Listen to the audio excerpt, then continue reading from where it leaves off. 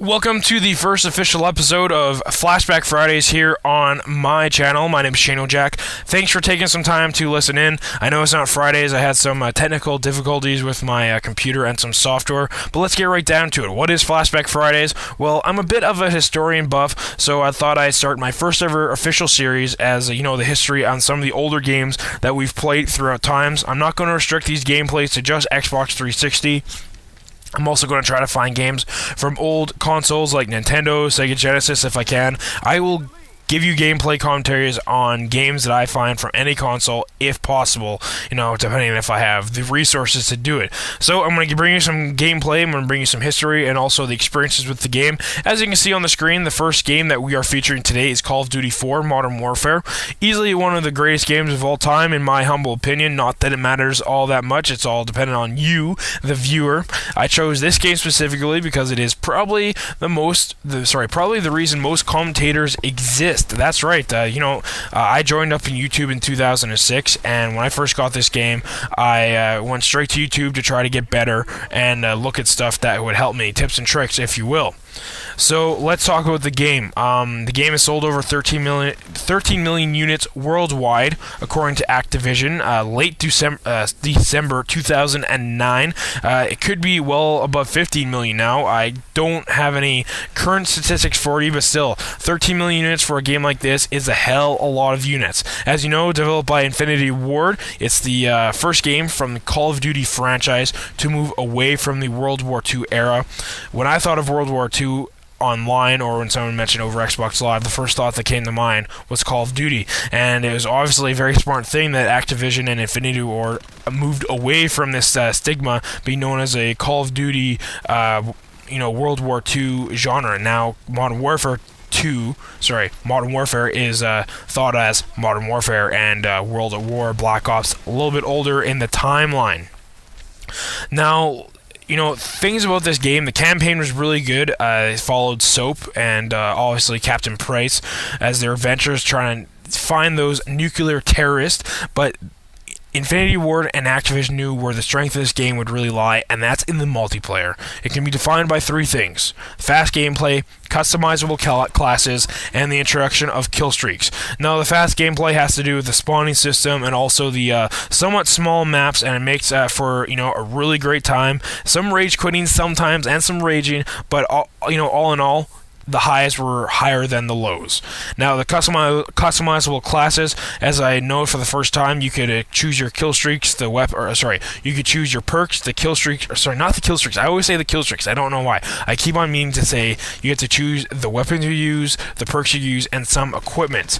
And also the introduction of kill streaks, that's what I've been trying to say. 357, 3 for the UAV, 5 for the airstrike, and 7 for the chopper.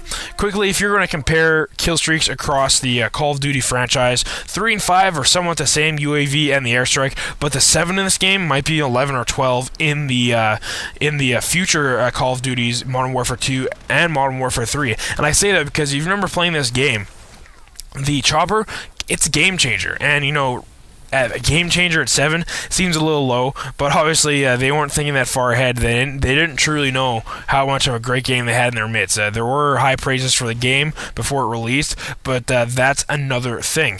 Thing about the gameplay commentary, to quickly tell you about it, it actually took me about an hour to find a gameplay suitable. I kept on having the host quit, and I totally forgot about that in this game until I picked it up. It has been a while since I played it. And the host migration in Modern Warfare 2 and 3, it might be a pain, but it gets the job done. Now, my experiences with this game, it's the first game that I truly connected with, and what I mean by that, earlier I mentioned that I went to YouTube to check on tips and tricks and how to make myself better, but it also means that I truly cared about what happened to the game and where Activision and Infinity Ward were heading with the series. So it's the first game that I truly connected with. I actually bought this game 3 times. It's a small, short story. First time I bought it, I played this game at a friend's house about a month or maybe 6 weeks after the game released, and he says, you ought to try this game. And so once I've tried it for the first time playing multiplayer, I was completely hooked, and I might be hooked for the rest of my life. Who really knows?